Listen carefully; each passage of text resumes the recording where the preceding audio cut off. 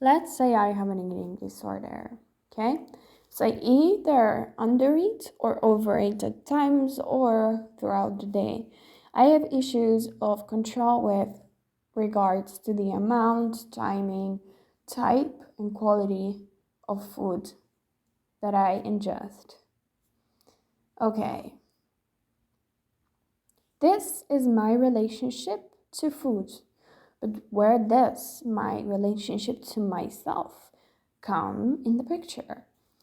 I have been watching this video the other day titled Count Calories with a Ballerina because this woman in the video outlined how ballerinas are so many times judged for their habits of under-eating and feeling hungry and deprived of food. I realized that the woman that was in the video was actually someone who had a healthy relationship with herself, not just food. So, one's relationship with oneself actually involves having a healthy relationship with food. Now, what's a healthy relationship to food? It's something that is wanted, it's something that serves the behavior and functioning of a person and builds a person in the long run. So, with this in mind, and because one of the comments wrote that indeed this whole video was so much more about her relationship to herself than her relationship to food, yet everyone kept talking about her relationship to food. But why? Like, why is that so? We need food. We need to eat to sustain ourselves. Nothing is more obvious than that. And the other day, I was just laying in bed and I had these extremely highly aspiring visions appearing in front of my inner eyes, and I was dreaming big, like I always do. And this thought followed.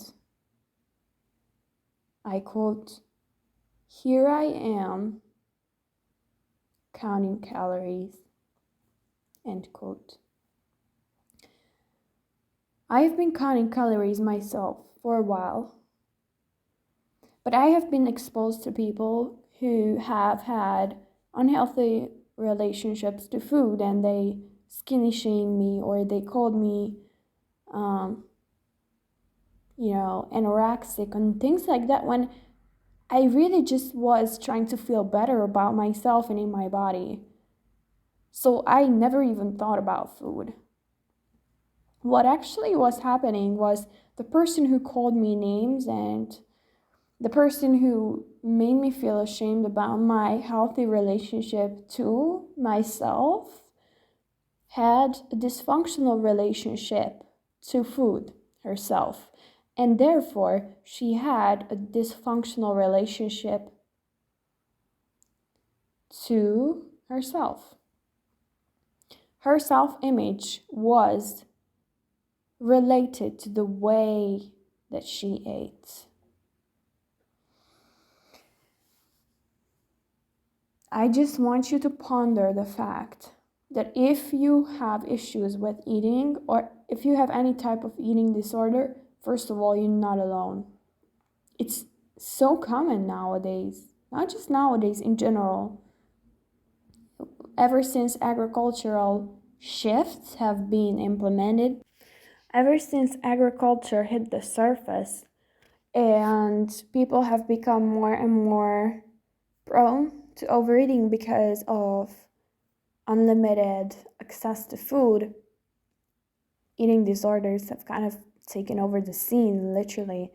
And unless one has discipline and willingness to burn the calories that have been consumed in any way, a person, I think, can be called into question about their eating habits, right? So, first of all, you're not alone. And second of all, those struggles that you have with food and those voices that you have in your head whilst you're eating, those voices mean something. Like they should be looked at under a microscope, because those voices, when you turn on the volume of them, those voices can turn out to be the very conversations you've been having with someone else that is not you. And I'm seeing this because we can internalize so many things that make us feel more in control by being or taking over an aspect of our lives just by means of us internalizing them. But these things that come from external sources, they can also make us feel out of control once we experience the fact that someone else is hurting that is not us. But in this world, there's no such thing as right or wrong. Everything was meant to be. And it's because of this that everything is light energy. And so this light energy defines that even if you feel better about something, that feeling has no other purpose but to signal to you what you're doing or what you have been doing or what you're about to do. It's a signal about your thoughts, your behaviors, your way of being in part. Your emotions have meaning to you, and to you mostly. Those emotions will be projected onto another person, or that person can take on those vibrations and energies and emotions if they decide to, but they may not decide to. So if you're trying to hurt another person, for example, because you have been feeling a certain way, maybe if you want to emphasize to another person how you feel and explain, or maybe if you even manipulate or just instill or insinuate so as to deliver a certain message, that's still on you at the end of the day and about your emotions.